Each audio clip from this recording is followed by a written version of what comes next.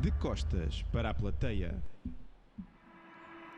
De Costas para a Plateia é o podcast das boas pessoas, liderança, finanças, marketing, empreendedorismo, tecnologia. Temas complexos abordados de forma simples e descontraída. Este podcast não existiria sem o apoio tão fundamental dos nossos patrocinadores. Quinta da Minhoteira, já brindamos hoje, sabe mais em www.quintadaminhoteira.pt.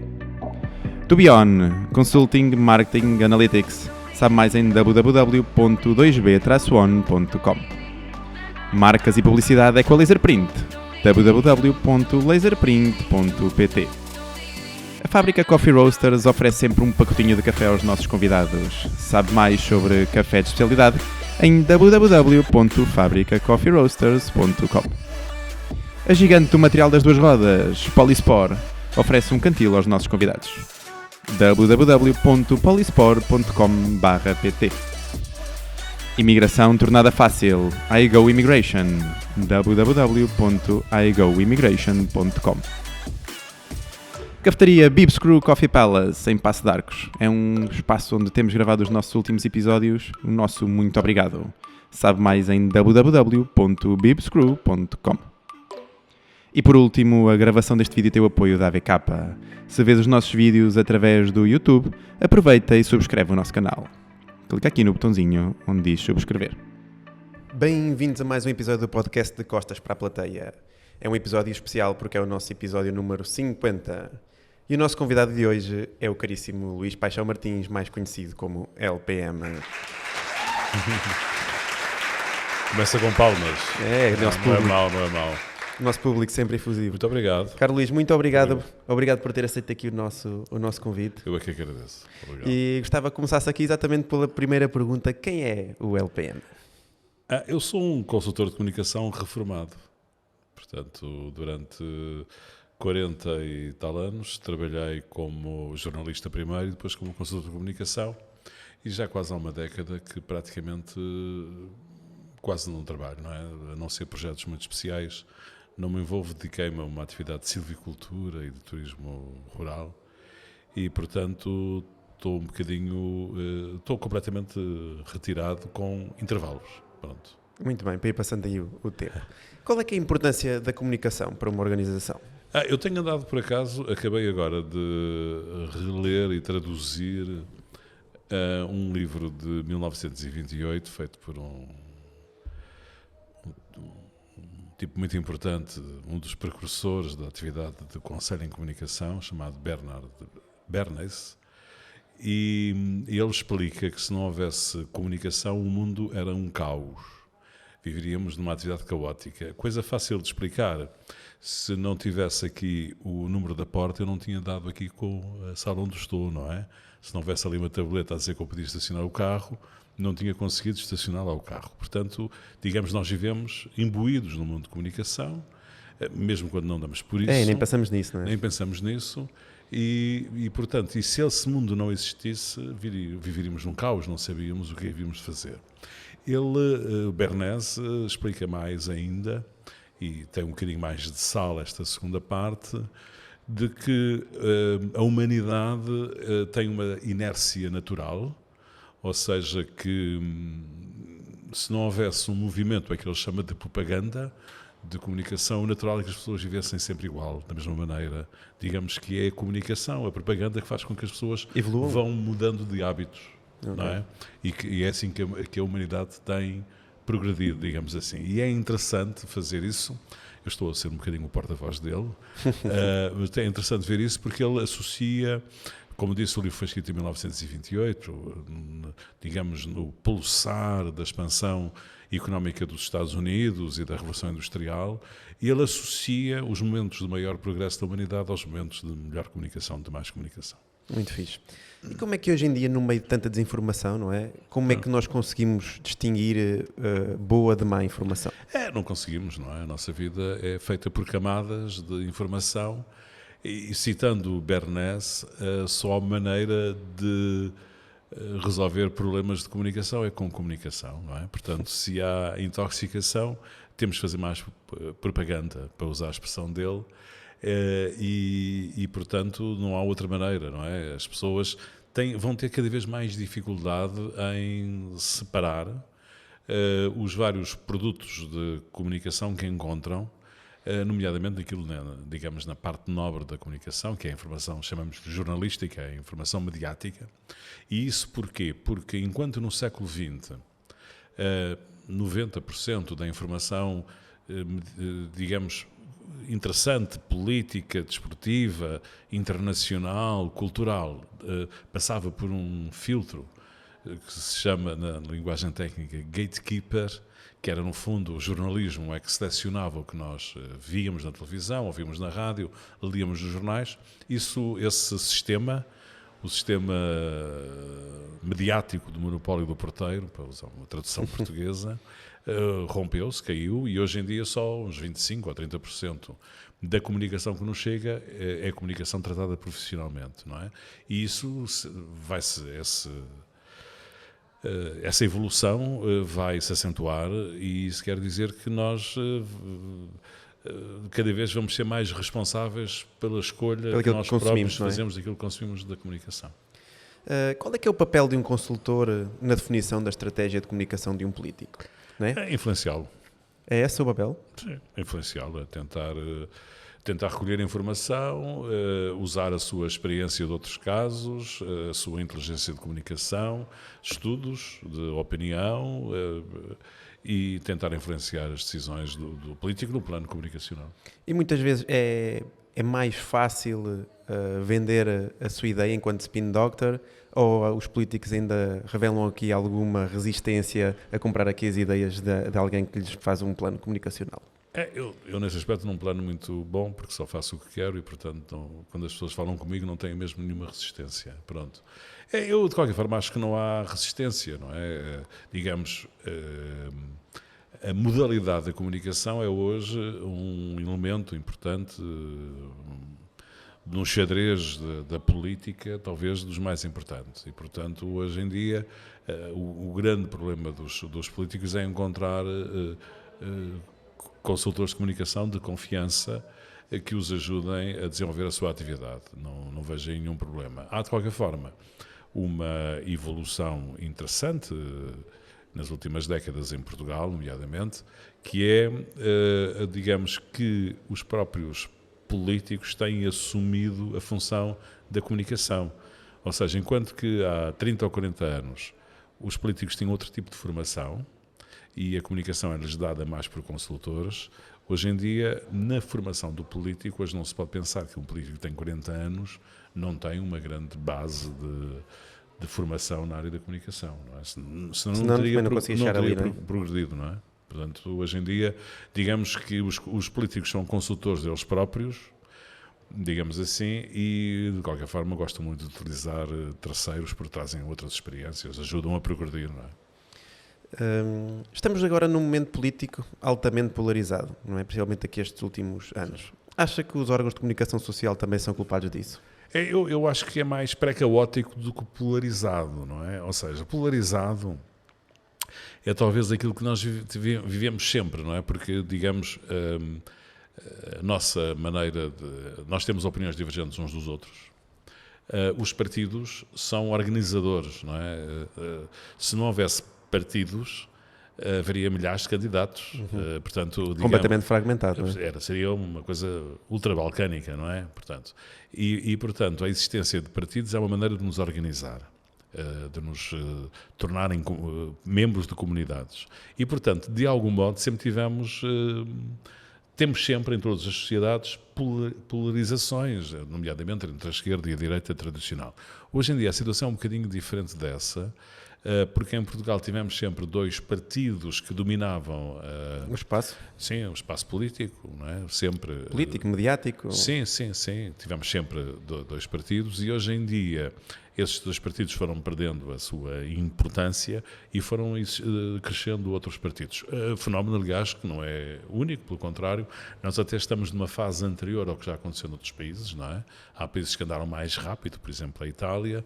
Há países que estão a andar, outros que já voltaram a fazer o percurso inverso, como a Grécia, onde as marcas partidárias tradicionais tiveram agora nas últimas eleições um crescimento, uma nova pujança, e outros como nós que ainda estamos num percurso misto, não é? Ainda não sabemos muito bem o que é que vai acontecer com isso. Isso decorre de vários fatores e eu não acho que seja exclusivamente um problema da comunicação. E vou-lhe dizer porquê. Porque o que está a acontecer na política, se nós olharmos para a política numa lógica de marketing, que é como eu vejo, está a acontecer a mesma coisa que nas outras atividades. Ou seja, os consumidores escolhem menos pela marca e mais pelo preço e pela conveniência. De tudo, com exceção das marcas de luxo ou de alta qualificação técnica, de tecnologia, não é? Se não for isso, digamos, no dia-a-dia do consumo, cada vez há mais clientes, consumidores, que não se importam com a marca e que vão à procura do melhor preço, do qualidade, melhor preço, não é? e da conveniência. As duas, três coisas, pronto. O que é que acontece na política é um pouco semelhante, não é? Ou seja, há uma menor fidelização às marcas partidárias. Portanto, é hoje mais difícil ter os eleitores têm menos amor à camisola, digamos assim. É por isso que as sondagens falham muito hoje em dia, porque é muito difícil, ao mês das eleições, saber o que vai acontecer, porque grande parte dos eleitores ainda não decidiram como é que vão votar. Portanto, não é apenas um fenómeno de comunicação, é um fenómeno de culturação, de maneira de ser das pessoas, que atinge vários setores da nossa vida, os carros, o arroz, o shampoo, e também atinge a política, que é os eleitores, em vez de estarem agarrados a uma ideologia, no fundo vão à procura de preço e conveniência, de uma maneira de outro género, não é? Uma maneira mais política. Então isso quer dizer que a pessoa faz toda a diferença, que está à frente do partido? Ajuda. Digamos, nesta campanha eleitoral que estamos agora a viver, até se dá um caso muito interessante, porque o último dos partidos que não fulanizava, que era o PCP, pela primeira vez tem os cartazes, acho eu que é pela primeira vez, tem os cartazes com o líder do partido. Porque normalmente há dois partidos na nossa democracia que têm, que eu posso explicar isso, mas queria primeiro acabar este raciocínio. Exatamente, para não perder para não me dispersar muito. Sou septuagenário e, portanto, as pessoas com a minha idade têm tendência a meter muitos parentes à maneira que conversam. Mas estava eu a dizer que há dois partidos em Portugal em que as pessoas, além de votarem no partido, votam também na pessoa, por razões que eu posso explicar. Depois, nos outros, embora haja uma personalização, mas as pessoas, no fundo, votam grupos parlamentares. Pronto.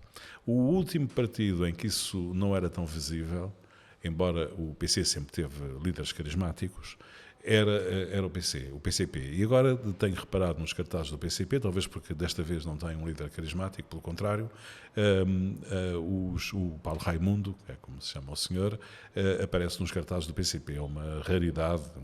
Eu acho que no passado nunca esta teria personificação, acontecido. não é? Sim, nunca tinha acontecido com Álvaro Cunhal ou com Jerónimo de Sousa, não me recordo, ia jurar que nunca tinha acontecido. Nós temos, num boletim de voto, para explicar porque é que isso também acontece, no boletim de voto que nos propõem nas eleições legislativas, temos geralmente umas 20 ofertas. Temos 20 partidos, marcas partidárias, movimentos, etc. A maior parte da oferta que lá temos é uma oferta presencial, ou seja, não são organizações que estejam à espera de ter representação parlamentar. É uma atitude presencial, é para marcar espaço, para ganhar um pouco de visibilidade, para participar em debates ou para pôr cartazes, etc. Do outro grupo, que geralmente são 8, 9, no máximo 10 partidos, são realmente aqueles que estão à espera do nosso voto para poder ter uma representação parlamentar. Há dois desses partidos, no entanto, diz a nossa história democrática, que além de elegerem um grupo parlamentar, elegem um primeiro-ministro. Ou seja, ao longo da nossa história toda, foi sempre assim. É um bónus. Foi sempre assim, não é? E é interessante isso, porque isso significa que aquela cruzinha que os eleitores colocam ao lado do PS e ao lado do PSD tem significados diferentes com as santas pessoas que votam. Enquanto que nas outras cruzinhas as pessoas votam todas com o mesmo objetivo de eleger deputados. Naquelas duas organizações, as pessoas, umas votam com o objetivo de eleger deputados, outros votam com o objetivo de eleger um primeiro-ministro e outras votarão até com os dois objetivos juntos. Daí a questão da fulanização, não é? Há dois partidos, digamos, que não é bem uma fulanização da organização.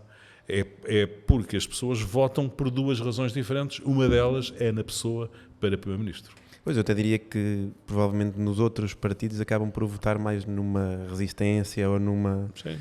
Algo para combater... Sim, numa marca. Exatamente. Numa marca partidária que tem um determinado objetivo e depois tem uma cara, tem um rosto, quem vai à televisão e as pessoas conhecem. Mas é no fundo, numa organização.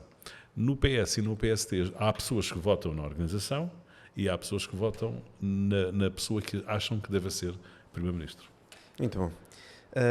Eu li algures, penso que até foi o Luís que escreveu que uma das suas grandes decisões foi nunca ter aceito lugares políticos. É mesmo assim? Eu não sei se... Eu nunca escrevi isso, acho. Alguém escreveu sobre si, provavelmente. Pois, alguém escreveu. Sim, mas eu não tenho... hoje até nem tenho estatuto para ter qualquer tipo de atividade política, mas de facto foi uma coisa que nunca me interessou na vida, não é? Nunca vi uma mais-valia nisso. Sim, nunca tive nenhum interesse. Digamos, a política passa há várias razões, mas mesmo na parte, há razões menos nobres, digamos assim, mas mesmo na parte mais nobre, portanto, mesmo naquilo que é interessante do ponto de vista do exercício político, a política passa por uma coisa que é uma certa carência dos atores relativamente à opinião pública. Ou seja, um político é, na prática, uma pessoa que sente necessidade de ser aplaudida, de agradar, de juntar pessoas, não é? Mesmo na parte mais nova. Não é? De aglutinar. Portanto, é uma pessoa que precisa sempre de ter um input, uma atenção da parte da opinião pública. Eu não sou nada assim, portanto... sou até bastante desligado em relação a isso e, portanto, nunca me passaria pela cabeça ficar dependente de um voto popular para exercer uma determinada função. É uma coisa que não faz, para mim, qualquer sentido. Como é que foi, após ter estado tantos anos aqui na capital, e de continuar, mas passar de um momento para o outro para a parte do campo, com aquela aventura que esteve? E depois sair novamente aqui do campo e abraçar... Um desafio... A segunda parte não é bem verdadeira. A primeira é verdadeira, ou seja, eu quando decidi... Eu tinha uma empresa, decidi vendê-la. No caso é um filho meu, mas foi uma operação de venda, deixei de lá ir, não houve qualquer continuidade. Eu pensei que precisava de uma atividade para fazer e precisava de uma atividade física. E eu tenho uma atividade física no sentido, sou, como disse, silvicultor, trato de árvores, tenho uma equipa, gosto de podar árvores e de fazer outros trabalhos que provocam alguma atividade física e todos os dias, quando estou no campo, faço isso. Eu todos os dias, por disciplina, faço 3 horas de atividade física, chamamos-lhe assim, não é ir ao ginásio, é atividade florestal, e faço 3 anos de atividade mental, escrevo ou leio alguma coisa para escrever, etc. É uma rotina que eu tenho. Este meu regresso de qualquer forma, eu mantive sempre uma relação na cidade. Tenho casa em Lisboa, tenho família, netos, essas coisas todas, e portanto mantive sempre uma relação na cidade. Aliás, a minha maneira de olhar para essa atividade é de fazer ao contrário do que fazem os urbanos, ou seja, é passar a semana no campo e o fim de semana na cidade. Aqui na cidade. Exatamente. Para estar sempre tranquilo. É o contrário dos urbanos, não é? Pronto. Depois, por razões fortuitas, acabei por ter alguma atividade profissional muito pouco executiva, não é? Muito consultor, e passei a vir a estar em Lisboa sempre à segunda-feira, não é? Pronto. O que é que acontece? Eu geralmente o que é que aproveito? Aproveito marcar reuniões e almoços à terça e à quarta e tal. Às vezes, portanto, passo uma semana inteira na cidade e uma semana no campo, não é? Quando quando tenho mais atividade, agora tenho um compromisso com uma televisão, com a CNN, e portanto agora durante, digamos, 2 meses estou completamente bloqueado em relação atividade florestal, mas quer dizer, é no dia 11 de março, espero estar a regressar. Muito Não bom. há nenhum regresso, não é? Há um intervalo. E esta atividade é puro divertimento ou efetivamente esta ligação a esta parte ativa faz-lhe bem? Não, eu tenho a presunção que eu percebo muito, tenho uma presunção que percebo muito bem, muito de comunicação eleitoral. Tenho essa presunção, não é? Pronto. O seu passado também lhe dá, se calhar, essa presunção, não é? Sim, exato, sim, tenho essa presunção, não é? Nem é de marketing político, é de marketing eleitoral, que é uma disciplina muito concentrada no tempo, não é? Quer dizer, com objetivos. Um dos problemas do Conselho em Comunicação, que é a minha atividade profissional antiga, das relações públicas, é que é difícil estabelecer metas quantitativas e cumpri-las, não é? Ou seja, nós temos uma ideia se o caminho está a ser bem feito ou mal feito, mas não há metas quantitativas. Na comunicação eleitoral há metas quantitativas, porque nós, quando começamos uma campanha, temos um objetivo. Às vezes pode ser ficar em segundo lugar. Eu fiz campanhas autárquicas em que o objetivo não era ganhar eleições. Mas pode ser ganhar eleições, pode ser ter maioria absoluta, pode ser o que nós quisermos. E ainda por cima, numa atividade muito concentrada no tempo, 2 meses, de imersão total, não é? Em que não se pensa noutra coisa, não se faz noutra coisa, e que as equipas têm de ser muito coesas e terem muito confiança as pessoas umas nas outras. Isso é uma coisa espetacular. É quase irrepetível, não é? Quer dizer, aquele stress, Adrenalina. Sim, as dificuldades, que as pessoas não têm essa noção muitas vezes das dificuldades que se têm, não é? Porque aquilo, digamos, quando nós estamos distraídos temos uma crise. Felizmente, hoje em dia, com a acumulação de crises, a crise pode durar 1 hora ou 2, não é? Pronto, tem essa vantagem, mas quer dizer, tudo tem de ser feito com um grande rigor, uma grande precisão, digamos, uma cenarização dos problemas que podem existir. Isso é um momento espetacular. E depois só demora 2 meses, não é? Portanto, chega-se ao fim e diz, bye bye, e pronto, e vamos à nossa vida. Enfim, passamos uma fatura Claro. para receber alguma coisa e vamos à nossa vida. Isso é um momento espetacular, não é? Pronto. E a própria análise do dia-a-dia, não é? Porque a campanha vai sendo análise de momentos, há dias, há locais do país onde efetivamente pode ter um boost maior ou um boost menor, é também essa análise. Sim. Das campanhas, eu fiz muitas campanhas autárquicas, mas nacionais, fiz 3 ou 4. 3, salvo erro. Nas campanhas em que me envolvi, foi sempre possível fazer um documento inicial que era o documento final, não é? Eu sempre gosto de agora é uma coisa ultrapassada, estou a falar completamente do passado, que já não penso fazer mais nenhuma campanha na vida, mas sempre gostei de parar um dia para pensar, ver os estudos que há, falar com as pessoas, e um dia eu sento-me e escrevo a campanha do princípio ao fim, faço a concepção do outdoor, faço a concepção da narrativa, pronto, do princípio ao fim. Sinto-me muito confortável com isso. Depois, vamos corrigindo isso à medida que a campanha ocorre. Mas quer dizer, digamos, o meu grande objetivo é saber como é que ela acaba, logo no primeiro dia, não é? Para ter uma estratégia, um desenho. Uma bússola, não é? Pois é, uma estratégia, um desenho e saber. Pronto. Hoje em dia é mais difícil porque acontecem muitos acontecimentos que não são previsíveis, nem são da política, não é?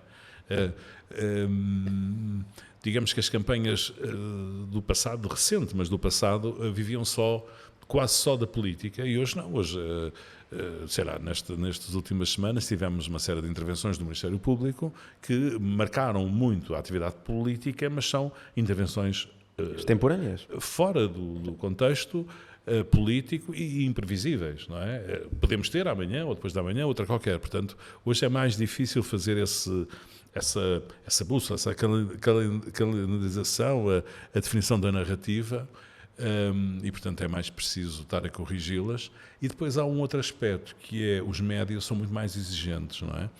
Quer na disponibilidade, sobretudo na disponibilidade. A disponibilidade significa mais conteúdos. Ou seja, os políticos hoje têm que fazer muito mais intervenções, muita televisão, canais concorrentes, têm que estar sempre disponíveis, entrevistas, etc. E isso significa que nós temos, quem faz essas campanhas tem que estar sempre a produzir conteúdos, não é? Ou seja, as campanhas hoje em dia gastam muito mais conteúdos do que estavam há 10 anos ou há 20 anos, não é? Portanto, o mundo é um pouco diferente nesse aspecto. A velocidade de circulação de informação também é completamente diferente, não é? Claro. Mesmo esta questão das fake news e esta luta sempre, como disse, da parte da comunicação que é tão importante, acaba por influenciar também bastante a velocidade, não é? Eu, como dizia há pouco, só uma maneira de combater as fake news é fazer news. Pois, Portanto, é mais conteúdos. Quer dizer, eu nunca me preocupei muito com os adversários, sejam adversários institucionais, orgânicos, ou adversários inorgânicos, como são, digamos, aqueles que produzem informação clandestina, digamos assim, para usar uma expressão mais portuguesa, informação clandestina, digamos assim, subterrânea. E nunca me preocupei com isso, porque eu acho que o nosso dever é nós produzirmos boa informação. Comunicação. E se nós fizermos isso, andamos sempre um passo à frente, digamos, dos outros, não é? Há bocado eu estava a falar que a parte da campanha acaba por ser intensa, não é? Como é que geria as suas equipas, principalmente nos momentos de maior tensão? É assim, eu tenho portanto, há 3 campanhas nacionais que me associam a elas, que são 2 do Partido Socialista, com José Sócrates e António Costa, e uma do Presidente da República, de Cavaco Silva. Nas 3 campanhas, a minha relação com a campanha foi sempre diferente. Ou seja, na campanha de 2005, eu era, sobretudo, um produtor de comunicação. Na campanha de 2006, na altura tinha uma agência, portanto, em 2005 eu era um produtor de comunicação à frente de uma equipa de produção de informação, ou se quiserem, eu era um consultor à frente de uma equipa que produzia.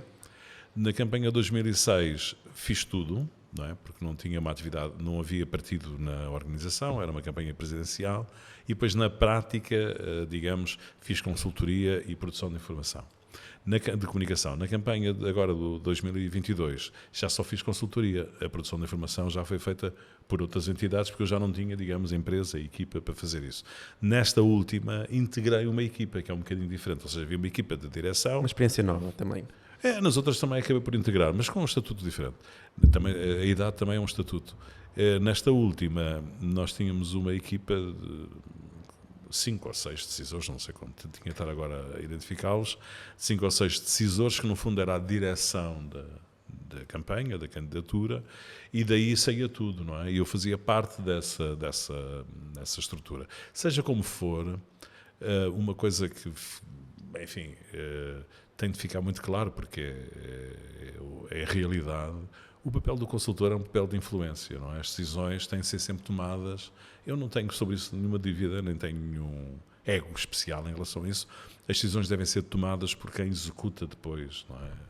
Até porque as pessoas têm que se assumir, Quer dizer, uma das vantagens de ter um desenho de comunicação proativo é que os protagonistas ganham muita confiança.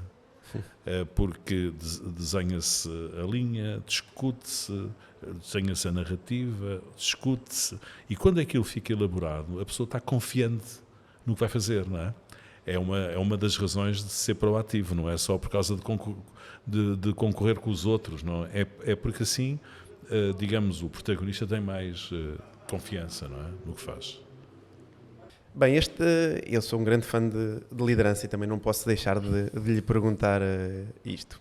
Quem é que foi o político com quem trabalhou com maior capacidade de liderança e maior capacidade de gerir pessoas? Bem, eu tenho dificuldade em fazer top 10, não é? Mesmo, não é? Eu gosto de ver as qualidades individualmente de cada uma das pessoas.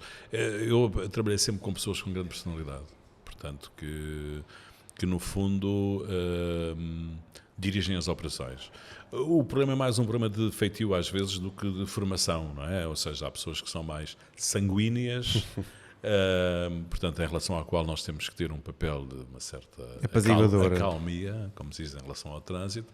Há outras, pelo contrário, que são mais redondinhas, que conseguem levar as pessoas a segui-las sem parecer que estão a exercer uma liderança. E, portanto, nós é que temos que nos adaptar a isso. Eu tenho um feitio que fui adquirindo com o tempo da experiência de consultor, que acho que é uma coisa até interessante de contar. Eu sou um corredor de fundo, não é? Não sou teimoso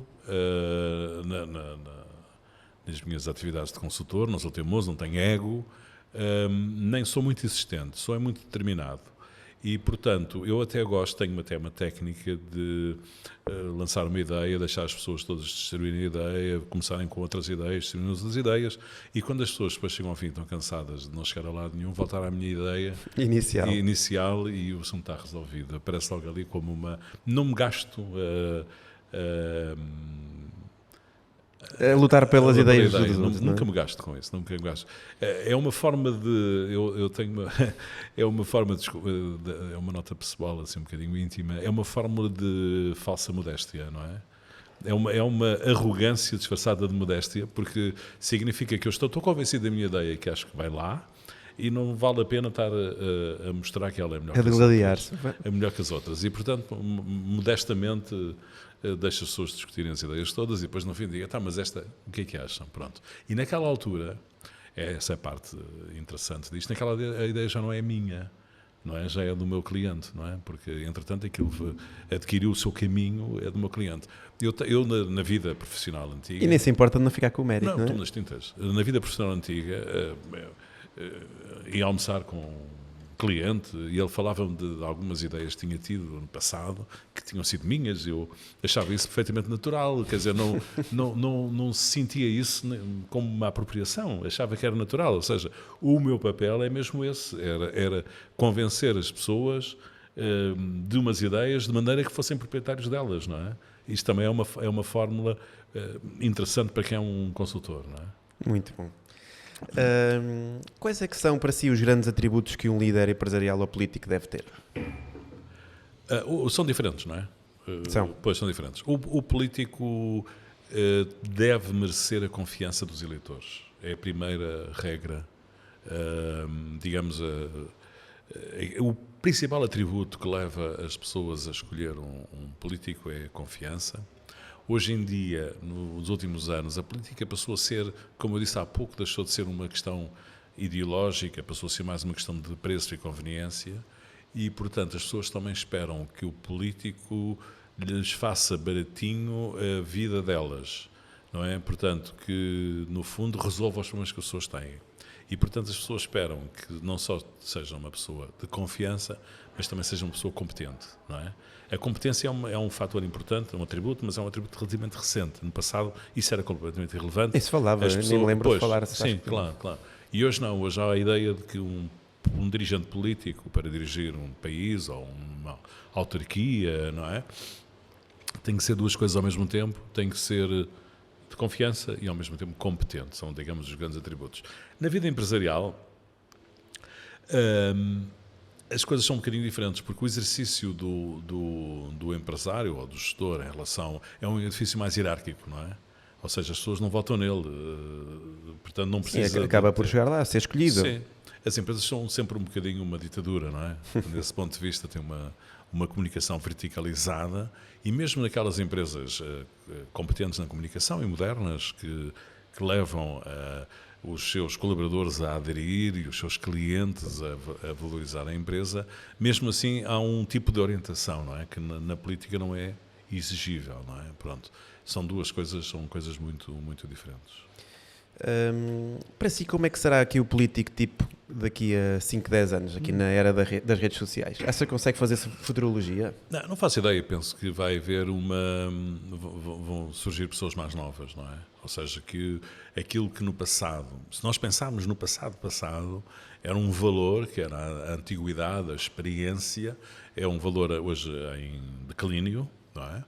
Há quase uma afronta dos mais novos relativamente aos mais idosos e, portanto, a experiência não conta e também se compreende porque a experiência não vale muito se o mundo estiver a mudar todos os dias, claro. Não é? Porque adaptabilidade, não é? Os fenómenos são sempre novos e, portanto, eu acho que a grande alteração que vamos ter na nossa política, que já começa a ser visível, é na mudança da idade, na transformação da idade tipo para os políticos. Vamos passar a ter políticos mais novos, e aí, portanto, com ferramentas de comunicação diferentes. Não é? Aliás, há um caso curioso que ontem estava, enfim, é irrelevante, estava a dar na televisão um debate com um político e, ao mesmo tempo, a conta de tweet do político, que é gerida por outra pessoa qualquer, estava a publicar frases que ele estava a dizer na televisão. Portanto, enfim, não foi ele, não é? Porque ele estava na televisão a falar,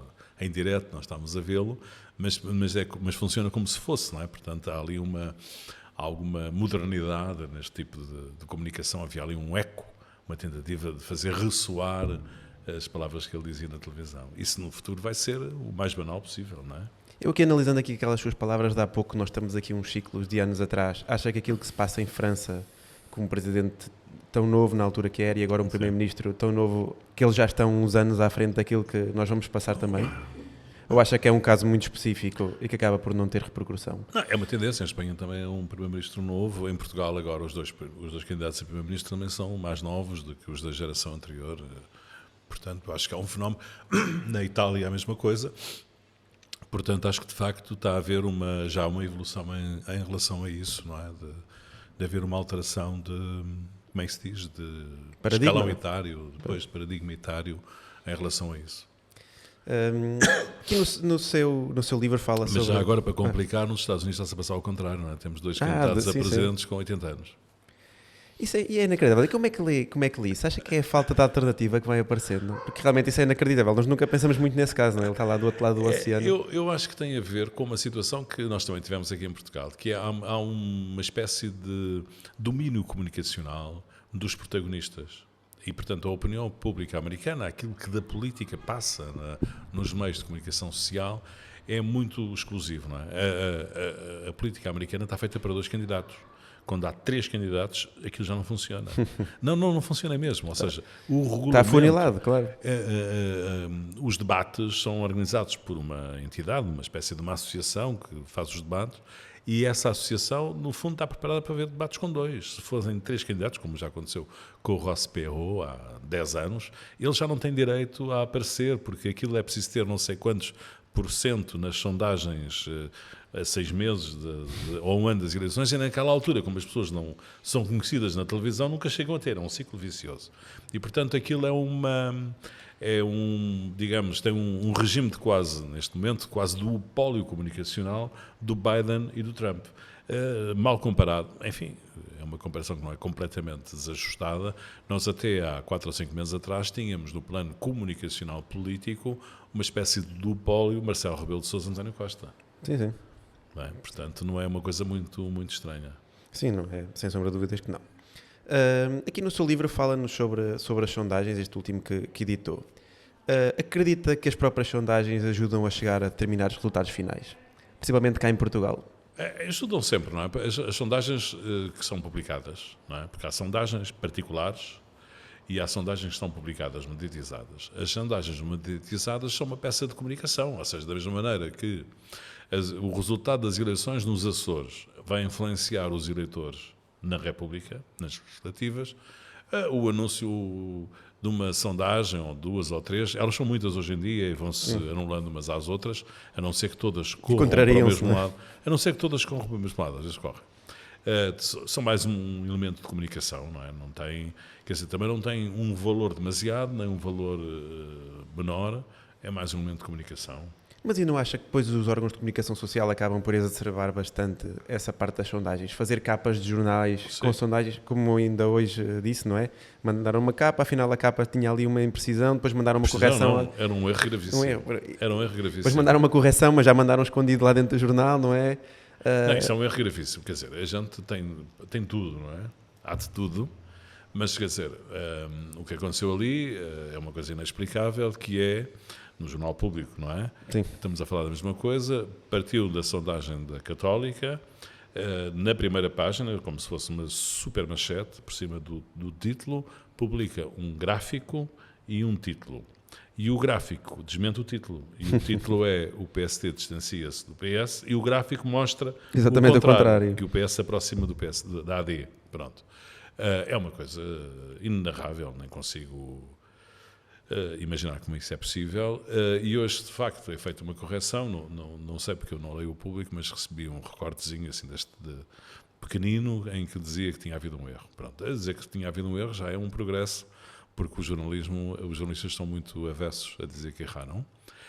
Mas de facto é uma coisa muito grave. O problema não está aí, de qualquer forma, ou seja, isso é mais um problema grave para o jornalismo do que para os políticos, porque o facto de ter saído aquele dado não significa que tenha sido valorizado determinado partido. Essa é que é a grande questão. Ou seja, se nós tivermos, isto está estudado no passado, esse tipo de temas, se nós tivermos sondagens favoráveis a um resultado, isso não significa que ajude a que esse resultado venha a ocorrer nas eleições. Pode até provocar um fenómeno contrário. Recentemente, nas eleições na Madeira, na região autónoma da Madeira, todos os média anunciaram, com uns dias de antecedência, que ia haver maioria absoluta. E não houve. E eu acho que a razão por que não houve maioria absoluta, uma das razões, mas uma razão muito importante, foi o facto de os média terem criado... Dizerem permanentemente que ia haver uma maioria absoluta. Isso faz com que os eleitores daquele partido, no caso, era uma pequena coligação, PSD, CDS, salvo erro, não sei se... Sim. PPM também, que os eleitores daquele partido... não se sentiram obrigados a ir votar da mesma maneira, como se fosse uma situação de risco. Estava ganho, não é? Sim. Depois há outros casos, que são eleitores que acham, bom, deixa-me cá votar no outro partido para ver se não há maioria absoluta. Quer dizer, há um conjunto de elementos de mobilização dos eleitores que nos atenua esse problema. Ou seja, a ideia, há um fenómeno chamado bandwagon, não é? O fenómeno da bola de neve, ou seja, aquele está à frente, vamos todos atrás dele, é um fator que pode ter existido no passado, quando os eleitores não eram tão cínicos como são hoje, mas como os eleitores hoje em dia são muito cínicos, significa que provavelmente não produz esse efeito, não é? Produzirá se calhar outro efeito contrário. Depois poderá produzir. Portanto, digamos, as sondagens são mais uma peça de comunicação. O facto de os média exacerbarem, para usar a sua expressão, João, digamos, a informação que têm sobre as sondagens, não significa que produzam o resultado que aparentemente possa parecer, não é? Bom, em 2022 deu-se o contrário, não é? Há uma discrepância entre os dados das sondagens da última semana, não é médios, os dados das últimas sondagens, em relação aos resultados eleitorais, de 10 a 15 pontos de diferença, não é? 10 a 15 pontos de diferença é um partido maior que o Chega, seria o terceiro partido português. Portanto, é só para nós termos uma ideia que, e não houve exceção, as 4 empresas que faziam sondagens nessa altura, as 4 erraram grosseiramente se nós pensarmos que as sondagens são uma antecipação dos resultados eleitorais. E isso acontece, como há pouco disse, porque muitas pessoas decidiram depois daquelas sondagens. E algumas delas decidiram influenciadas por aquilo que foi noticiado em relação às sondagens, não é? E surpreendeu esse resultado final, não? Sim, quer dizer, há duas maneiras de ver o resultado. Uma vitória robusta do Partido Socialista não surpreendeu. Uma maioria absoluta é um fenómeno, não é? Ou seja, é preciso haver uma grande coincidência nos mandatos de vários ciclos eleitorais para que isso aconteça. Mas para se ter uma ideia, para explicarmos que as coisas todas têm algum racional, na altura o Partido Socialista tinha uma empresa, que aliás penso que hoje é a mesma, a GFK, a fazer estudos de opinião quantitativos, e no último estudo de opinião havia um cenário de maioria absoluta. Havia um cenário de maioria absoluta que era o melhor cenário para o PS e o pior cenário para o PSD.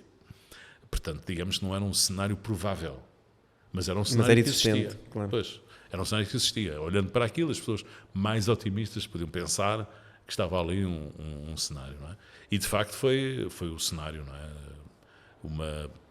Uma coincidência de ter sido o melhor resultado para o PS e o pior para o PSD. É preciso dizer uma coisa que é engraçada, que é, quantos mais partidos houver, mais fácil é haver maioria absoluta, e não o contrário. Eu, durante essa campanha, até me divertia sozinho, porque havia comentadores na televisão a dizer a maioria absoluta é impossível porque há muitos partidos. Não, é o contrário. Fragmenta, não é? Significa que há menos votos que não contam. Exatamente. Pois, há menos votos que não contam. Eu tenho uma história engraçada para contar, enfim, vale o que vale. Eu, depois das eleições, uns meses depois, pedi uma reunião ao professor Cavaco Silva e fui ter com ele ao Palácio do Sacramento e na conversa que ele teve comigo disse-me: olha lá, enfim, não disse com este ar tão prosaico, ele é um bocadinho mais institucional a falar do que eu, mas disse: olha lá, Luís, aquela maioria absoluta do António Costa não é igual às minhas. Porquê? Porque na altura das maiorias absolutas do professor Cavaco Silva, no final dos anos 80, princípio dos anos 90, havia menos partidos e, portanto, era preciso ter 45% ou 46% dos votos para ter maioria absoluta. E agora António Costa teve maioria absoluta com 42% dos votos. Portanto, quanto mais partidos houver, mais fácil é haver maioria absoluta. Nesse aspecto, a balcanização, se for de votos perdidos, ajuda a que haja maioria absoluta. Foi o que aconteceu em 2022. Muito bom. Agora imaginemos aqui esta questão, podemos até falar aqui com o exemplo do Carlos Moedas. Como é que está de tempo? Está bem? Que é sondagens negativas constantes, não é? A dar a derrota, e o político tem o seu plano e o seu plano comunicacional e as suas ideias. Acha que deve ser influenciado e deve mudar o seu discurso com base nessas sondagens, ou acha que deve manter até ao fim e eventualmente depois ser surpreendido com uma maioria, como aconteceu aqui em Lisboa? Eu não consigo falar da campanha de Lisboa porque não a acompanhei e fiquei até Não, deixa um exemplo hipotético. Não consigo falar porque não a acompanhei. Depois, mais tarde, até pedi os documentos ao Partido Socialista, que teve a gentileza de me entregar, para pensar que ia estudar aquilo por gosto profissional ou pessoal, mas acabei por não me dedicar a isso e, portanto, até há uns dias pus numa caixinha para ficar arrumados e não estou em arquivo. Fiquei muito surpreendido com o que aconteceu e acho que o que aconteceu teve a ver com uma falta de comparência, digamos assim, da campanha do Fernando Medina e do Partido Socialista. Mas, enfim, também não, como disse, não estudei bem o assunto e, portanto, não me queria meter nisso. Eu acho que, de qualquer forma, que o candidato tem que ser flexível. Tem que saber entender, ouvir, perceber aquilo que é normal e perceber aquilo que o deve levar a corrigir o seu caminho. De qualquer forma, não podemos confundir as sondagens particulares dos partidos e das candidaturas com as sondagens que saem para o público. Né? E não é por maldade, é porque as sondagens que saem para o público são baratas. Ou seja, a comunicação social não tem orçamentos muito altos, contrata o mais barato que pode as sondagens, elas não são muito trabalhadas, quer do ponto de vista da profundidade do questionário, quer do ponto de vista da profundidade da amostra. Pronto. E depois já nem falo do tratamento jornalístico, não é? Pronto, isso então pior. Enquanto que as sondagens que os partidos fazem, que é um trabalho mais continuado, que inclui peças, digamos, de qualitativas, grupos de foco, tem um conjunto de ferramentas que permite acompanhar, tem uma pujança, uma robustez diferente, quer no plano da amostra, quer no plano do questionário. E muitas vezes o que é menos importante nas sondagens é as intenções de voto. Ou seja, a evolução das intenções de voto é importante, mas não propriamente quem vai ganhar e quem vai perder. O que é importante são os outros fatores que as sondagens permitem encontrar, que é a relação digamos, da candidatura, a proposta da candidatura com a opinião pública. Eu vou-lhe dar um exemplo, uma ideia que é relevante. As campanhas eleitorais não são feitas para os eleitores. Nós em Portugal temos 10 milhões de cidadãos, mas na verdade temos 5 milhões de eleitores. Porque há uns que não podem ser por causa da idade, outros não podem ser porque são residentes em Portugal, mas não têm direitos, e outros não são porque não são. Não é? Nós nunca podemos pensar que o eleitorado são 10 milhões. São 5. Pronto. Isso reduz logo a abordagem do que é uma campanha eleitoral. Mas uma campanha eleitoral é feita não para aqueles que votam no partido, que já decidiram, mas para aqueles que ainda não decidiram. Portanto, eu, se estivesse a fazer uma campanha hoje em dia, o que é que eu fazia? Ia a uma sondagem à procura dos indecisos, que hão de ser, agora até há indiferentes e indecisos. Indiferentes são aqueles que não respondem à sondagem. Indecisos são aqueles que respondem e dizem que não sabem. Pronto. Portanto, as taxas de rejeição, as taxas de resposta das sondagens, hoje em dia, devem ser 60% ou 70%. Significa que ainda há muita gente que não responde. Dessas pessoas que não respondem, há alguns que são eleitores, não é? E depois, dos que respondem, há alguns que respondem a dizer que ainda não decidiram. 20%, 29% e tal, mais os indiferentes. E isto para dizer o quê? Para dizer que o objetivo de uma campanha é olhar para essas pessoas hoje em dia, não é? Ver quem são e fazer a campanha a pensar nessas pessoas, não é? Não é a pensar nas outras. Porque as outras já vão votar, não é? Pois, as outras já decidiram, não é? E, portanto, um tipo olha para aquilo e diz, olha, 70% destas pessoas são mulheres. Bom, isso significa que a narrativa da campanha, as ações da campanha, deve privilegiar o eleitorado feminino. As pessoas têm 35 a 50 anos, maioritariamente. E sucessivamente, não é? Ou seja, esses é que são os dados importantes. Não é? Quando uma sondagem diz que o partido A tem 35% dos votos e o partido B tem 30% dos votos, para quem está a fazer a campanha, o que é importante é que na sondagem diz que há 15% de indecisos. Isso é que conta, não é?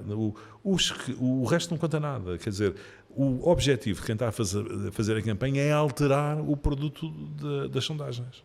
Não é confirmar as sondagens. Claro. É alterá-lo, é fazê-lo evoluir, não é? E, portanto, nesse sentido, digamos, a campanha é um corpo vivo que evolui de acordo com a informação que vai chegando. chegando. Muito, muito bom. Estamos quase aqui a chegar ao fim. O que é que mais gostou em toda a sua carreira na LPM? Qual é que foi o melhor e o pior momento? Se tivesse aqui eu não consigo dizer essas coisas assim. Não. Eu tive toda a minha vida profissional, felizmente, foi toda muito generosa para comigo.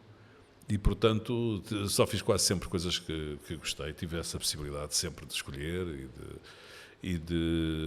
mesmo quando era jornalista, e, portanto, não tenho... tive dias difíceis, como toda a gente tem. Claro. Felizmente, dias difíceis nos clientes mais do que em mim. Tive muitas crises. Uma das razões porque, digamos, acabei por abandonar a minha atividade profissional foi porque eu, a dada altura, porque fui criando algum estatuto quase lendário, só tinha chatices. Ou seja, as entidades, as pessoas, as organizações recorriam a mim quando tinham um grande problema. Isso é uma coisa terrível, não é? Eu comentava que nunca ninguém chega ao pé de mim a dizer que tem um grande projeto giro. Não, toda a gente chegava ao pé de mim porque tinha um grande problema. E isso cria uma relação com a atividade profissional pouco gratificante, não é? Porque os grandes problemas são muito difíceis de resolver e, portanto, geralmente... Sim, geralmente, quer dizer, na comunicação, no marketing, nas relações públicas, nós podemos dividir a comunicação em duas grandes famílias. A comunicação do marketing, positiva, aquela que nós fazemos a dizer bem de nós próprios, ou em que pomos os outros a dizer bem de nós, e a de crise, a sensível, como eu gosto de dizer, que são aqueles casos em que nós estamos numa situação complicada, porque alguém nos ataca, ou por fruto das nossas próprias iniciativas. Eu, digamos, nos últimos anos da minha vida profissional, só estava centrado na comunicação sensível. Isso é uma coisa muito, muito pesada, não é? Pronto. Mas, quer dizer, e em que é difícil obter resultados que sejam positivos. O objetivo é atenuar os negativos, não é fazer com que as coisas mudem completamente, não é? E, portanto, mas isto para dizer que toda a vida fiz o que me apeteceu nesse ponto de vista, hoje também, e, portanto, não tenho assim momentos nenhum especiais. Acabou por dar aqui os piores momentos, aqueles em que apareciam com mais stress para resolver. Sim, mas eram stresses que não eram propriamente meus, não eram, felizmente, mais dos meus clientes do que meus, não é? Mas de certeza que também abraçava... Sim, mas eles é que tinham, apesar de tudo, eles é que tinham os problemas, não era eu, e isso é sempre uma coisa melhor, não é? Portanto, para nós. Então, Luís, estamos mesmo a chegar aqui à parte final, e eu tenho aqui sempre um momento aqui desta nossa quarta temporada, que é o momento superpoder. Se pudesse ter um superpoder fora do normal, como é que o escolhia e como é que o utilizaria? Eu tenho dificuldade a responder a essas coisas. Não consigo mesmo responder a essas coisas.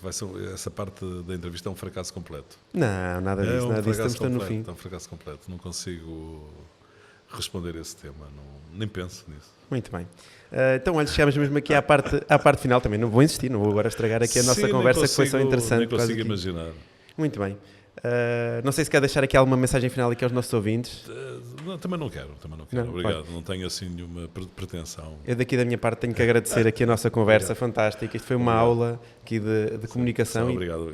E estamos aqui numa fase agora muito interessante aqui em termos políticos e certamente que as pessoas devem procurar mais e melhor comunicação para que possam evoluir. Luís, estão agora a chegar digamos, os cidadãos são cidadãos, não é? Contribuintes, não é? Toda a vida. E há uma altura, geralmente de 4 em 4 anos, neste caso de 2 em 2, em que são chamados a ser eleitores, não é? E, portanto, estão agora, neste momento, grande parte dos portugueses a chegar à política, porque durante a sua vida normal, a maior parte dos portugueses não liga à política, não é? Agora as audiências das televisões, dos canais que têm informação política estão a aumentar, os debates têm tido uma audiência enorme, não é? E vão continuar a aumentar.